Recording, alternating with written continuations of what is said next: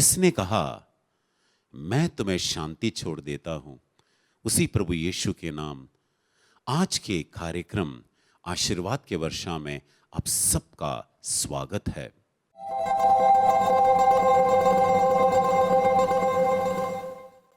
स्तुति, वचन का प्रवचन, गवाही और आराधना के माध्यम से आप सबको ढेर सारी कृपा मिले, आशीष मिले, चंगाई मिले। आकाश और पृथ्वी पर मुझे अधिकार दिया गया है और वो परमेश्वर अब कहता है संसार के अंत तक मैं तेरे साथ रहूंगा।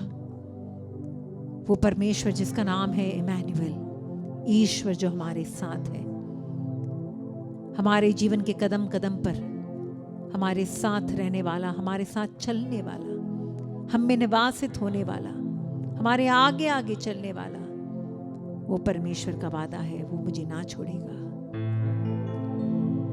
ना छोड़ेगा, ना छोड़ेगा, ना छोड़ेगा, ना छोड़ेगा, अकेला कभी ना छोड़ेगा, कभी नहीं, कभी नहीं, कभी नहीं, कभी नहीं छोड़ेगा, कभी नहीं, कभी नहीं, कभी नहीं, कभी नहीं छोड़ेगा। विश्वास करे परमेश्वर के इस वचन पर, जो अपने वचन का पक्का है, जिसने जो कहा वो अपना वादा पूरा करता है, और इसे प्रभु की उपस्थिति, उसकी हुजूरी, वो सदैव हमारे साथ है। इस बात पर हम भरोसा करें, इसे हमारे दुखों में, परेशानियों में, मुसीबतों में वो ईश्वर कहता मैं हूं तेरे साथ, तू मत डर। ना छोड़ेगा, ना छोड़ेगा, ना छोड़ेगा, ना छोड़ेगा, अकेला कभी ना छोड़ेगा, ना छोड़ेगा, ना छोड़ेगा, ना छोड़ेगा, ना छोड़ेगा, अकेला कभी ना छोड़ेगा, कभी नहीं, कभी नहीं, कभी नहीं, कभी नहीं छोड़ेगा, कभी नहीं, कभी नहीं, कभी नहीं, कभी नहीं छोड़ेगा। जो वादों का सच्चा है, चरवाहा वो अच्छा है, वो इब्तिदा और इंतहा, अल्फा और ओमेगा है।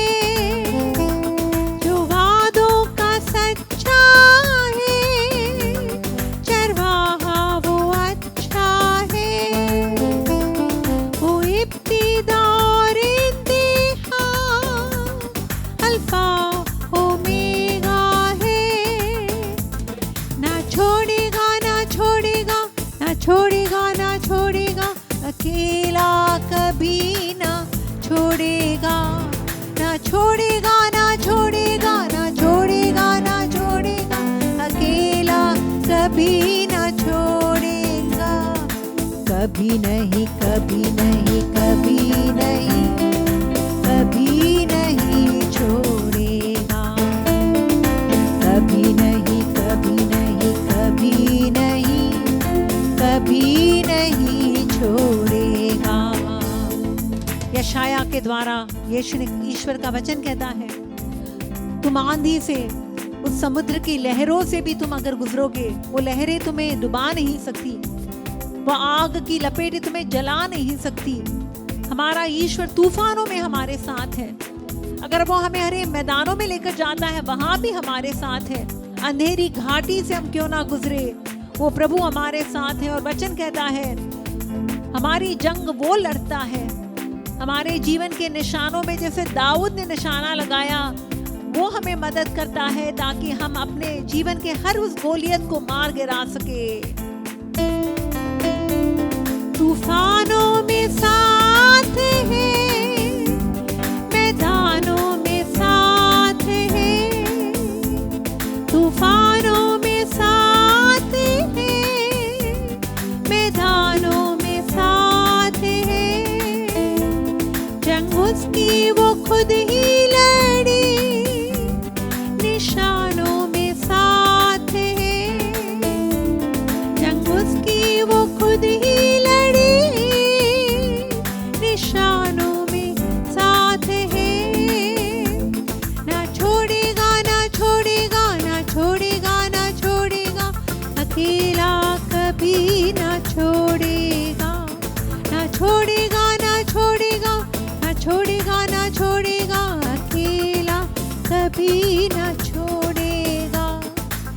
कभी नहीं, कभी नहीं, कभी नहीं, कभी नहीं छोड़ेगा।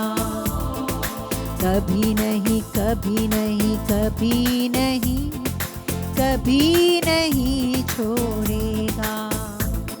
वो तन्हा रातों में, जिंदगी के सन्नाटों में, संग अपने वो हर पल रही, हर पल वो हमसे ये कहे, ना छोड़ेगा, ना छोड़ेगा, ना छोड़ेगा, ना छोड़ेगा, अकेला कभी ना छोड़ेगा।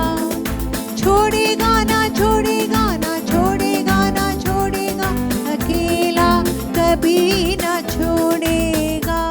ओ कभी नहीं, कभी नहीं, कभी नहीं, कभी नहीं छोड़ेगा।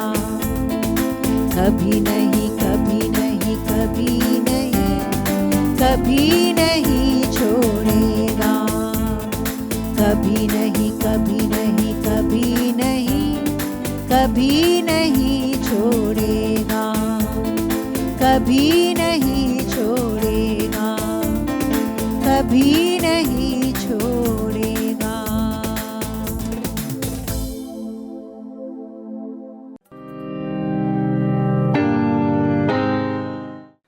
प्यारे भाइयों और बहनों, और जो भी सुन रहे हैं सभी बच्चों, आजकल की भाग दौड़ की ज़िंदगी में हम सब इतना व्यस्त हैं कि ईश्वर के लिए हम समय नहीं निकाल पाते हैं। मोबाइल में बात करने के लिए, पार्टियों में भाग लेने के लिए और अपने दोस्तों के समूह में जाकर के बातें करने के लिए हमारे पास पर्याप्त समय है। हम जानते हैं कि हम रोते हैं, कभी दुख से भी रोते हैं, कभी खुशी से भी रोते हैं। लेकिन जब बच्चे भूख लगती है तभी रोते हैं, और जब कभी उनकी हालत खराब हो जाती है तब रोते हैं। लेकिन अभी के समय में, जैसा कि वचन कहता है,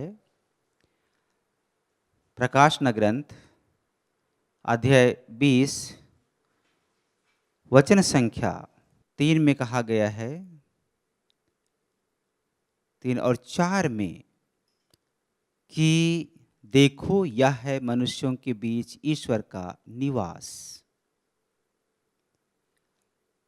प्रभु का निवास किसी पर्वत पर, किसी नदी नाले पर, किसी जंगल में नहीं होता है।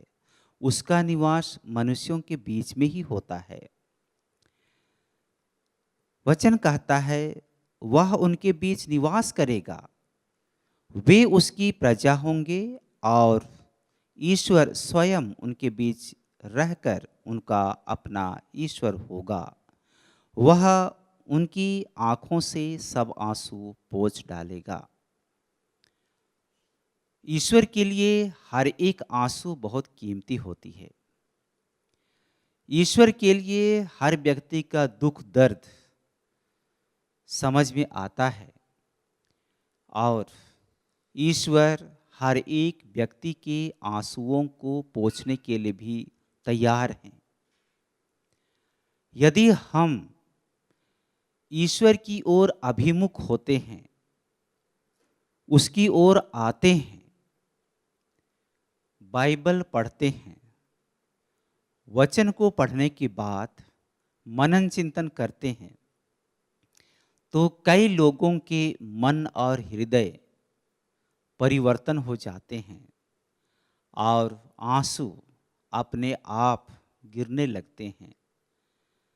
वे भक्ति में जितना गहराई से गोता लगाते हैं, उतना ही उनकी आंखों में आंसू आ जाते हैं। ये आंसू पश्चाताप के होते हैं। ये आंसू दुख से आते हैं। ये आंसू हमारे मन को हृदय को हल्का करने के लिए आते हैं। और जब हम वचन पर मनन चिंतन करते हैं और ईश्वर के इन वचनों पर हम विश्वास करते हैं कि वह उनकी आंखों से सब आंसू पोंछ डालेगा। हमारे अंदर का जो दुख है वह प्रेशर कुकर की तरह है। अंदर से वह खौलता रहता है। जब उसमें गैस भर जाता है तो वह सीटी बजाते हुए तीव्र गति से निकल पड़ता है। यही बात एक मनुष्य की भी होती है।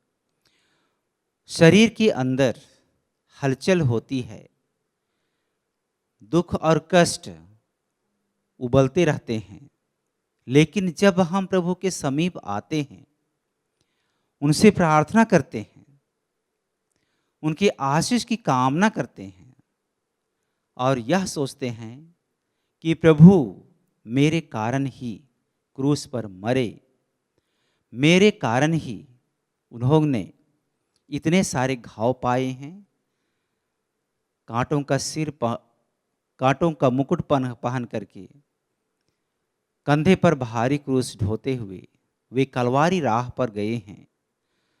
तो क्या उनका दुख और मेरा दुख एक ही समान है? जब हम तुलना करते हैं तो हमारी दुख, हमारे आंसू ये अपने किए हुए कार्यों का है। चाहे वह अपने प्रति किए हैं, अपने परिवार के प्रति किए हैं, या हमारे साथ रहने वाले मित्रों के साथ हमने किया है, तो एक एक करके वह हमारे मानस पटल पर चित्र के रूप में आते हैं और जिसको हम सोच करके, कल्पना करके हम विचलित हो जाते हैं और ये हम सबों को बेचैन कर देता है। इसलिए यदि हम ये आंसू बहाते हैं और ईश्वर जानता है कि ये पश्चाताप के आंसू है, ईश्वर जानता है कि ये दुख के आंसू है, तो वह अवश्य ही हमारे आंसुओं का हिसाब करता है और वह उन आंसुओं को अपना स्वयं पोंछने के लिए सामने आ जाते हैं। कई बार लोग दुख से कराहते रहते हैं, पीड़ित होते हैं और वह अंदर ही अंदर घुटन महसूस करता है, लेकिन वह प्रभु के पास जा कर के बताने में साहस नहीं करते हैं। परिणाम यह होता है कि वह दुख अकेला ही सहते चला जाता है। हम जानते हैं कि प्रभु यीशु ख्रिस्त कहते हैं, याद रखो मैं संसार के अंत तक सदा तुम्हारे साथ हूँ। जब ये पवित्र वाणी, दिव्य वाणी हमारे साथ है, तो हम कैसे कहेंगे कि हम अकेला दुख सह रहे हैं? हम कैसे कहेंगे कि हम अकेले हैं, जबकि प्रभु हमेशा हमारे साथ रहने वाले हैं, हमारे हर दुख और सुख में भाग लेने वाले हैं, अपने ही पूज्य हाथों से हमारे आंसुओं को पोंछने वाले हैं। तो हम आज यही अपने मन में मनन चिंतन करेंगे कि प्रभु एक दिन मेरे दुखों को हल्का करेंगे। अभी जिस परिस्थिति से हम गुजर रहे हैं, समस्याएं व्यक्तिगत हो सकती हैं, पारिवारिक हो सकती हैं, सामाजिक हो सकता है, या अन्य और भी किसी तरह से हो सकते हैं। लेकिन यदि हमारी दुख बेवजह है तो उसका तो हम खामियाजा भोगेंगे। यदि हमारी दुख वास्तव में अपने शरीर के प्रति, आत्मा के प्रति, मन के प्रति, परिवार के प्रति सच्चाई है, तो प्रभु अवश्य ही हमारे आंसुओं को पोंछेगा। हमारी पुकार आसमान में मेघों को चीरते हुए प्रभु के कानों में पहुंचेगी और प्रभु बिना देरी किए हमारे आंसुओं को पोंछ डालेंगे। स्तोत्र ग्रंथ अध्याय 56 वचन संख्या 9 कहता है, मेरी विपत्तियों का विवरण और मेरे आंसुओं का लेखा तेरे पास है। Hallelujah, hallelujah. आप मेरे पीछे जरूर दोहराइए, मेरी विपत्तियों का विवरण और मेरे आंसुओं का लेखा तेरे पास है। अर्थात हमने अंधेरे में आंसू बहाया है, उजाले में आंसू बहाया है, लोगों के सामने आंसू बहाया है। सबका लेखा, सबका हिसाब ईश्वर के पास है। एक एक आंसू व्यर्थ नहीं जाएगा, नहीं जाएगा, क्योंकि प्रभु हमारे आंसुओं को पोंछने वाला है, ना कि हम लोगों को रुलाने वाले हैं। इसलिए प्रभु ने भी लाजरुस की मृत्यु पर आंसू बहाया था। प्रभु यीशु ख्रीस्त के कब्र में दफनाए जाने के बाद जब मरियम मगदलेना तड़के मुंह अंधेरे वह कब्र के पास जाती हैं, कब्र को देख करके वह जान जाती है कि प्रभु वहाँ नहीं है, कब्र खाली है। वह रोती है, कब्र के पास जा करके फूट फूट करके रोती है और कहती है, मेरे प्रभु को कोई उठा करके ले गए हैं। और वह अपने जीवन में प्रभु ने जो उसके लिए किया था उसके प्रति वह आभारी हैं। इसलिए प्रभु को खोने का दुख उसको बहुत ही सता रहा था और वह बड़े सवेरे ही प्रभु को देखने के लिए पहुंच जाती है और खाली कब्र को देख करके वह रोना शुरू कर देती है। भाइयों और बहनों, जब तक प्रभु ईसा मसीह है हमारे जीवन में, हमारे परिवार में, तब तक हम अपने जीवन में खाली महसूस नहीं करते हैं। हमारा घर भरा पूरा रहता है और हमें खिलखिलाकर हंसने के लिए, गुनगुना करके गीत गाने के लिए और लोगों के साथ मिल करके दुख और सुख बांटने के लिए हमारे पास पर्याप्त समय होते हैं और हम एक दूसरे के साथ साझा भी करते हैं। लेकिन हमारे बीच से कोई चले जाते हैं या किसी का आकस्मिक निधन हो जाता है, हमारा पूरा परिवार खाली महसूस करता है और एक एक चीज़ रह रह की याद आती है और हम रो पड़ते हैं। और उस कराह को सुनना, उस दर्द और दुख को सहन करना, यह हमारे वश की बात नहीं होती है। कलेजा फटने जैसा दर्द होता है, दुख होता है और दुखों के बादल हमारे ऊपर मंडराने लगते हैं और हम यही सोच बैठते हैं कि क्या मेरे साथ ईश्वर अन्याय कर रहा है? क्या ईश्वर हमारे ऊपर इतना विपत्ति भेज रहा है? भाइयों और बहनों, ईश्वर को किसी के ऊपर विपत्ति भेजना, किसी को कष्ट पहुंचाना उसका काम नहीं है। जब हम एक ख्रिस्त भक्त हैं, विश्वासी हैं, तो हम सब प्रभु के ऊपर भरोसा क्यों न रख पाते हैं?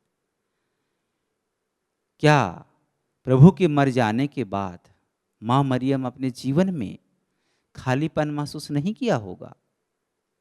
माँ का दर्द होता है, एक बेटा का दर्द होता है, माँ बाप को खोना, और बेटे बेटियों को खोना माँ बाप को भी दर्द होता है। यीशु ख्रिस्त इन सभी दर्दों को अच्छी तरह से समझते हैं, इसलिए हमारे आँखों में आंसू अपने आप छलक जाते हैं, टपक जाते हैं और हम आँख मलते रहते हैं। आइए हम अब से यही प्रण करेंगे कि जब ऐसी परिस्थिति आएगी तो हम धैर्य के साथ,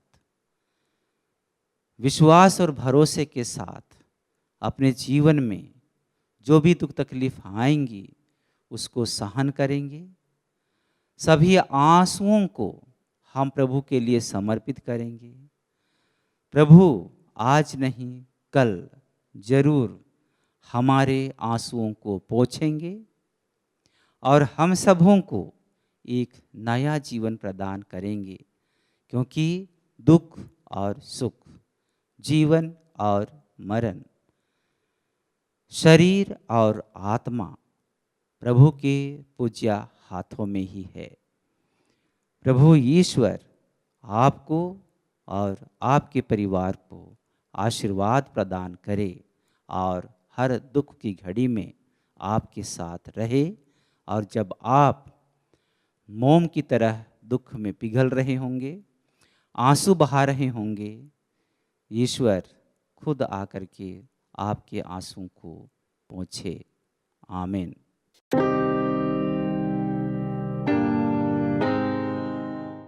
My name is Manish Kedia. I am coming from Gujarat, सूरत।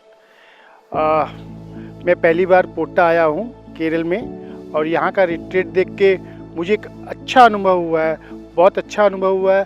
यहाँ ऐसा लगा है कि सत्य जो प्रभु यीशु मसीह में है मैं और अधिक जानने पाया हूँ। यहाँ पर आने के बाद मुझे एक अजीब किस्म की शांति महसूस हुई है जो मुझे कभी महसूस नहीं हुई थी, और मैं जो भटक रहा था, मुझे यहाँ पर आने के बाद अपने आप को मैं रियलाइज़ कर रहा हूँ, मैं अपने आप को पहचान रहा हूँ कि मैं कौन हूँ। मैं यीशु मसीह का पुत्र हूँ, और मैं उस वचन को लेके, प्रभु का जो वचन है, आदि में वचन था, वचन परमेश्वर के साथ था और परमेश्वर ही वचन था। तो मैंने बहुत जगह खोजा परमेश्वर को, लेकिन यहाँ पर आने के बाद मुझे ऐसा लगा कि हाँ, सचमुच कोई अगर परमेश्वर है तो प्रभु यीशु मसीह ही परमेश्वर है। वही शांति के दाता है, वही उद्धार करता है। अगर किसी के पास अगर उद्धार है तो यीशु मसीह के पास ही उद्धार है। मेरा माइग्रेन का प्रॉब्लम बहुत ज़्यादा था, करीबन नहीं भी तो 32-33 साल से मेरा माइग्रेन का प्रॉब्लम था। लेकिन मैंने जब वचन को पकड़ा, वचन की मैंने घोषणा करनी चालू की कि प्रभु तू मुझे चलाता है। मैंने वचन लिया, 1 कुरिन्थी 3:16, उसमें लिखा हुआ है तुम प्रभु के मंदिर हो, तुम ईश्वर के मंदिर हो और तुम्हारे अंदर ईश्वर निवास करते हैं। जब मैंने ये घोषणा चालू किया, और उसके बाद 1 कुरिन्थी 6:19 में भी लिखा हुआ है कि तुम पवित्र आत्मा के मंदिर हो, तुम्हारे अंदर प्रभु निवास करते हैं। जब मैंने ये घोषणा चालू किया तो मेरे अंदर से जो शैतान था, जो सालों से मेरे अंदर बैठा हुआ था, वो निकल गया, क्योंकि लिखा है, प्रभु ने कहा तुम घोषणा करो, क्योंकि बाइबल मैं हूँ, बाइबल सत्य है। Thank you Jesus.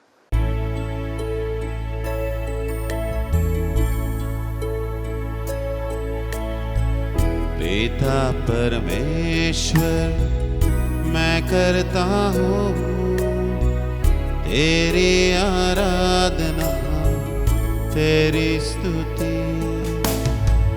तू मेरा जीवन सर्वस्व भी ले, तेरी आराधना, तेरी स्तुति। तू मेरा जीवन सर्वस्व भी ले, तेरी आराधना, तेरी स्तुति।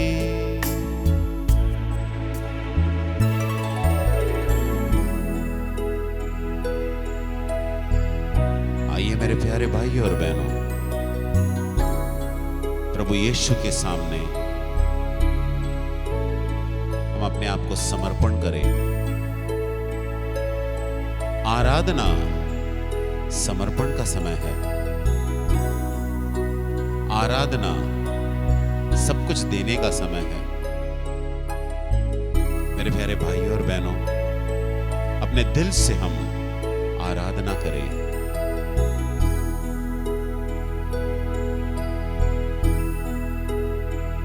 यीशु मेरे नाम मैं करता हूँ तेरी आराधना, तेरी स्तुति।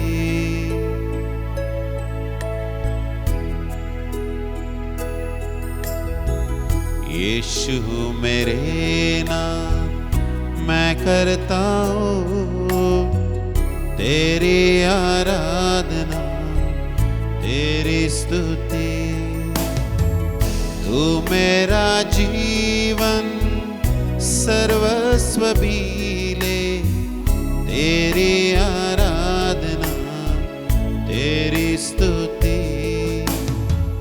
तू मेरा जीवन सर्वस्व भी ले, तेरी आराधना, तेरी स्तुति।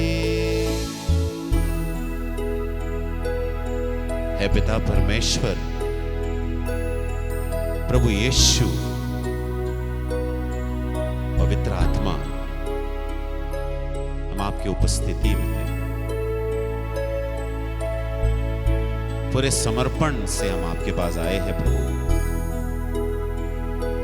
हमें स्पर्श कीजिए प्रभु यीशु इस समय।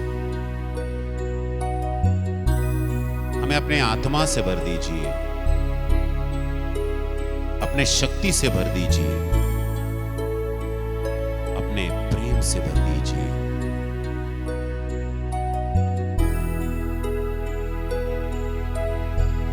पावन आत्मा मैं करता हूँ तेरी आराधना, तेरी स्तुति।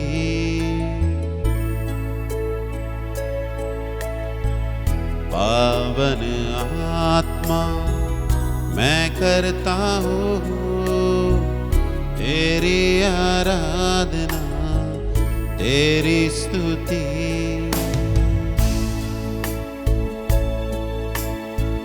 तू मेरा जीवन सर्वस्व भी ले, तेरी आराधना, तेरी स्तुति। तू मेरा जीवन सर्वस्व भी ले, तेरी आराधना, तेरी स्तुति। Hallelujah, hallelujah, hallelujah, hallelujah, hallelujah, hallelujah, hallelujah, hallelujah, hallelujah, hallelujah, hallelujah, hallelujah, hallelujah, hallelujah.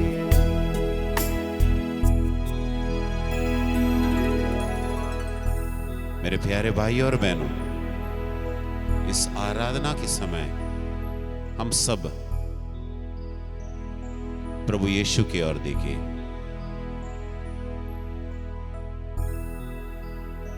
आज हम जो वचन पर मनन चिंतन करने वाले हैं वो स्तोत्र ग्रंथ अध्याय 3 से है। स्तोत्र ग्रंथ अध्याय 3। प्रभु तू ही हमारा उद्धारक है, अपनी प्रजा को आशीर्वाद प्रदान कर।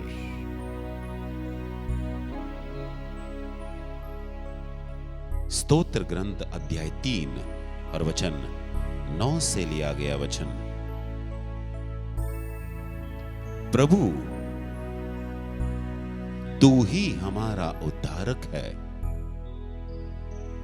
अपनी प्रजा को आशीर्वाद प्रदान कर।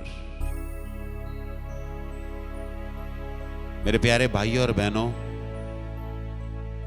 हम वही यीशु के सामने हैं, उद्धार देने वाला प्रभु यीशु। आशीर्वाद प्रदान करने वाला प्रभु यीशु। हम सब उसी यीशु के सामने हैं। पूरे समर्पण से हम आए हैं प्रभु यीशु के पास। उद्धार देने वाला का मतलब है छुटकारा दिलाने वाला। मेरे प्यारे भाइयों और बहनों, जब वचन में स्पष्ट रूप से दिया गया है, प्रभु तू ही हमारा उद्धारक है, हम विश्वास करें इस आराधना के समय कि वही यीशु कल, आज और आने वाला कल, जो कभी नहीं बदलता, हमारा उद्धारक, छुटकारा देने वाला हमारा उद्धारक। मेरे प्यारे भाइयों और बहनों, जो कुछ भी है इस आराधना के समय हमें समर्पण करना है। आप जिस अवस्था में हो, कठिन अवस्था हो सकता है, समर्पण कीजिए। आप बहुत आनंदित हो सकते हैं, समर्पण कीजिए। विशेषकर जिन क्षेत्रों को लेकर आप चिंतित है, जिस बात को लेकर आप उदास है, व्याकुल, उन बातों को आज हम प्रभु यीशु के चरणों में समर्पण करेंगे। जैसे वचन में लिखा है, प्रभु तू ही हमारा उद्धारक है, अपनी प्रजा को आशीर्वाद प्रदान कर, अपनी प्रजा को आशीर्वाद प्रदान कर। मेरे प्यारे भाइयों और बहनों, इस आराधना के समय हम प्रभु यीशु के सामने सब कुछ समर्पण करेंगे जो हमें विशेषकर तकलीफ देता है, दुख देता है, दर्द देता है, पीड़ा का कारण बन चुका है। हमारे सारे चिंताओं को हम प्रभु यीशु के चरणों में समर्पण करेंगे। हमारे दिल के दर्द को हम प्रभु यीशु के चरणों में समर्पण करेंगे। छुटकारा देने वाला वही है, उद्धार देने वाला वही प्रभु यीशु है, और हम सब उन्हीं प्रभु यीशु के सामने हैं। कई सारे आदत है हमारे जो बहुत बुरे हैं, दिल से हम चाहते हैं कि उससे हमें छुटकारा मिले। बिल्कुल प्रभु यीशु ने कहा है, जो तुम विश्वास करते हो तुम्हारे साथ वही होगा। प्रभु यीशु स्पष्ट रूप से कहते हैं कि जो तुम विश्वास करते हो तुम्हारे साथ वही होगा। तुम्हें अब तय करना है किन बातों से तुम्हें उद्धार चाहिए, छुटकारा चाहिए, बुरे आदतों से, दुख, दर्द, तकलीफ। प्रभु यीशु हमारे परिस्थिति में उतर आते हैं और छुटकारा देते हैं। ये सिर्फ आपके लिए नहीं, आपके प्रियजनों के लिए भी आप प्रार्थना जरूर करना, आपके परिवार के सदस्यों के लिए, आपके जीवन साथी के लिए, आपके बच्चों के लिए, आपके भाई बहन के लिए, आपके माता पिता के लिए, कोई बीमार होंगे उनके लिए, कि छुटकारा मिले। और वचन ये भी कहता है कि वो हमें आशीर्वाद प्रदान करता है। आज हमें कौन से क्षेत्रों में आशीर्वाद चाहिए? हमारे रिश्तों के क्षेत्रों में हमें आशीर्वाद चाहिए, मानसिक बातों से लेकर आर्थिक समस्या में आशीर्वाद चाहिए। हम चाहते हैं कि हमारे जीवन साथी अच्छा हो, हमारे बच्चों को आशीर्वाद मिले, मेरे प्यारे भाइयों और बहनों, ये समय है आराधना का समय, समर्पण का समय। हम वही प्रभु के सामने हैं और हम भी कह सकते हैं, प्रभु तू ही हमारा उद्धारक है, अपनी प्रजा को आशीर्वाद प्रदान कर। मेरे प्यारे भाइयों और बहनों, जो विश्वास करता है उसे सब कुछ हासिल होता है। अगर हम विश्वास करते हैं ईश्वर की इच्छा के अनुसार, तो हमारे लिए दिया जाएगा। मेरे प्यारे भाइयों और बहनों, इस आशीर्वाद में, इस आराधना के समय में जो आशीर्वाद हमें मिले हैं, कई बार हम अभी नहीं देख सकते हैं, इन दिनों हम देखेंगे जरूर। गवाही जरूर देना। आइए मेरे प्यारे भाइयों और बहनों, हम सब ये अंतिम आशीर्वाद स्वीकारें। प्रभु से, त्रियुक्त परमेश्वर से हमें आशीर्वाद स्वीकारें।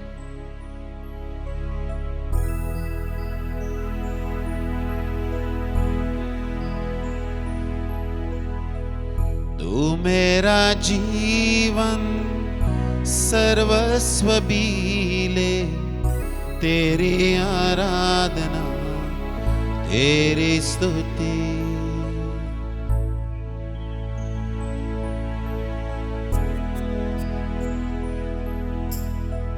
तू मेरा जीवन सर्वस्व भी ले, तेरी आराधना, तेरी स्तुति, तेरी आराधना, तेरी स्तुति, तेरी आराधना, तेरी स्तुति।